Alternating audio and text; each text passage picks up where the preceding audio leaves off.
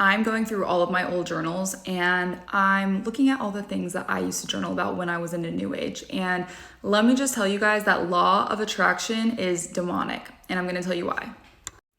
So first of all, one of the things in New Age on law of attraction is this thing called the 5-5-by-5 method. And basically what that is based on the law of attraction, but you write 55 affirmations 5 days in a row. So every single day you write 55 affirmations of whatever you're desiring. And you do that literally for 5 times, like Monday through Friday.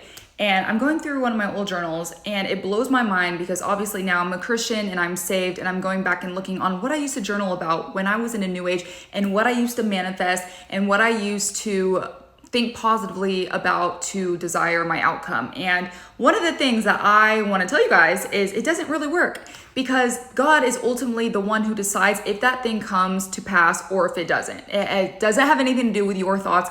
And I'm going to give you great examples. So one of the things that I used to always journal from like 5 years ago when I was deep into New Age. And when I say deep into New Age, you guys, I had a whole podcast about how to manifest your dream life, how to think yourself into reality, like your thoughts create your reality. I traveled all around the world doing all of these New Age practices. I learned from the best gurus.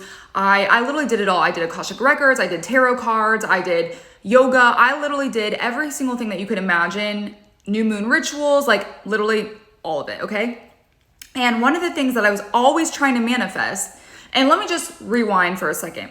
So yes, law of attraction in itself can work because yes, obviously there's studies to show that if you think positively, you'll have a better life, you'll have a better like that's just based on your mood creates better real. That's just like, that's not based on the law of attraction. That's just, yes, being in a better mood and having better energy will attract better opportunities, better people around you. That's just how life is. But when it gets demonic and it gets dangerous, when you start thinking that you are in control of what happens in your life based on your thoughts, because the Bible clearly goes against that, because I'm going to tell you exactly why. We're going to go over Bible verses and I'm going to show you something that will hopefully give you a new perspective on this law of attraction thing. And if you don't know what law of attraction is the belief that the universe creates and provides for you that which your thoughts are focused on. So in other words, you focus on your desired outcome and the universe will give you what you want. But the universe, God is the universe. God created the universe. So we need to stop worshiping the universe and start worshiping God who created the universe. It's a demonic trap that pulls you in to convince you that you can have whatever you want based on your positive thinking. And then if that thing doesn't manifest, it's because you didn't think positively enough, which is completely false. And that ideology is completely false because, like I said before, God is ultimately the one who allows these things to happen or not to happen, because clearly I didn't meet the love of my life. I only fell into toxic relationship after toxic relationship. And let me just tell you that everything that I used to manifest in my life, I go back to look at my old journals and most of those things came true because it is still God's will for my life. After I got saved, and then I went back to go read all my journals, and the things that did come true is because that is part of God's will for my life. Like I used to always journal, I want to travel the world and inspire people all around the world. Like that was my biggest like dream and purpose that I wanted to accomplish, was to travel all around the world and inspire people. And now I'm living out that because now God called me into full-time ministry and my entire job is creating content to inspire people, to draw people closer to Jesus. So God made that God allowed that to happen because that was in his will.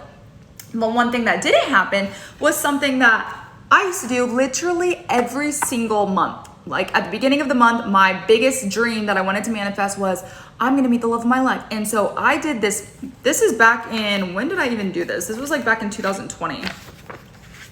I used to journal every single day about quantum possibilities and all the things that I was manifesting and how I was going to drive this car and that car and what my house was going to look like. Yeah, so this was from 2020. And literally every single month I would journal and I would say, I'm going to meet the love of my life, blah, blah, blah. Like day one, I would do day one. This was at the beginning of the month. I will meet the love of my life. I will meet the love of my life. I would think so positively. I would meditate. I would literally spend hours meditating, trying to raise my vibration, trying to manifest the love of my life. Like, do you see how crazy this is? Like, I literally go back and look at this and I'm just like, I'm so happy I met the love of my life. Just like manifesting all these things.